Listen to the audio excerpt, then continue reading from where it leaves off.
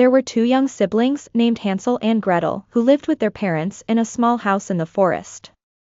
Their family was very poor, and their father worked hard to earn enough to feed them, but they were still suffering from hunger. One day, the cruel mother decided to take the children into the forest and leave them there because they had become too much of a burden on the family. She told Hansel and Gretel to go with her into the forest.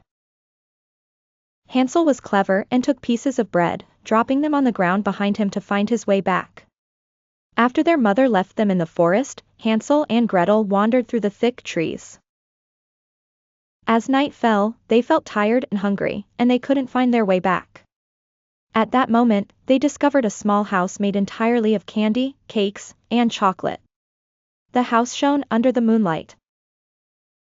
When they approached it, they began eating the candy greedily. While they were eating, an old woman appeared before them. She invited them inside and told them she only meant them well. But in reality, she was an evil witch. The witch locked Hansel in a cage and ordered Gretel to feed him to fatten him up so she could cook and eat him. The witch was planning to cook Hansel. Gretel was clever and determined to save her brother. When the witch asked Gretel to check the oven to see if it was ready, Gretel told her she didn't know how to open it. The witch mocked her and showed her how to open the door. At the moment Gretel opened the door, she pushed the witch inside and locked the door on her.